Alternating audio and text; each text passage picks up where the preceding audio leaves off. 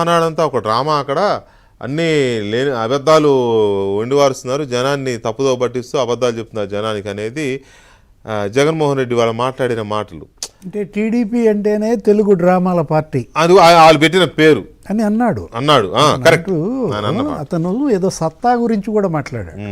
ఏది మీరు కడపలో మహానాడు పెట్టడం సత్తా కాదు, అక్కడ జగన్ని తిట్టడం సత్తా కాదు, మీరు హామీలను నెరవేరిస్తే అది నిజమైన సత్తా అన్నాడు. ఇప్పుడు ఇదే మీరన్న ఈ ఉద్యోగాలు, ఇప్పుడు ఎన్ని ఉద్యోగాలు తీసేశాడు? 3.5 లక్షలు తీసేశాడు. అంటే 3 లక్షల ఉద్యోగాలు ఇవాళ అవి ప్రొడక్టివ్ జాబ్సా నాన్ ప్రొడక్టివ్ జాబ్సా? ఇప్పుడు అవి లేకపోవడం వల్ల ఇవాళ సేవల్లో లోపం జరిగిందా?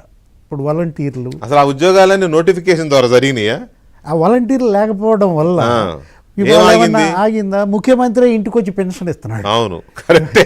ఎమ్మెల్యేలు మంత్రులు ముఖ్యమంత్రి ఇళ్ళకెళ్ళి పెన్షన్లు ఇస్తున్నారు. రేషన్ వెహికల్స్ డ్రైవర్ పోస్టులే పోయినాయి అన్నారు. రేషన్ ఆగిందా?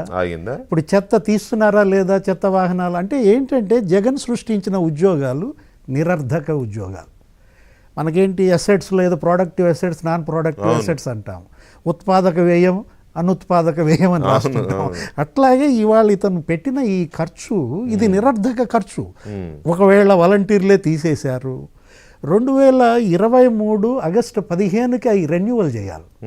అవును, రెన్యువల్ చేసావా? చేయలే. అంటే వాలంటీర్లను తీసేసింది ఎవరు? ఆయనే చెప్పాడు, మీరు ఉద్యోగులు గారని చెప్పాడు. వాళ్ళతో మిగతా వాళ్ళతో రాజీనామాలు చేయించారు. అవును, ఏది రాజీనామాలు చేయిస్తే 3 నెలలు అడ్వాన్స్ ఇస్తాను ఎలక్షన్లో వాడుకున్నాడు. అంటే నువ్వు వాలంటీర్ల పొట్ట నువ్వు కొట్టి వాళ్ళ వాలంటీర్లను తీసేశారు, వాహన డ్రైవర్లను తీసేశారంటే ఈ 3 లక్షల ఉద్యోగాల వల్ల ఇవాళ ఈ ప్రభుత్వానికి మొదటి సంవత్సరం 3,000 కోట్లు ఆదా అయినట్టు. అంటే ఇప్పుడు వాలంటీర్ల మీదే 2,000 కోట్లు దండగండి. అప్పట్లో అతను పెట్టింది 5 ఏళ్లలో 10,000 కోట్లు వృధా వినియోగం. అవి లేకపోయినా ఇప్పుడు ఆయన కోసం పనిచేసే వాళ్ళకి, నిజంగా ప్రజల కోసం పనిచేసే వాళ్ళకైతే ఓకే, మనం యాక్సెప్ట్ చేయొచ్చు. ఆయన తయారు చేసిన ప్రైవేట్ సైన్యం అది.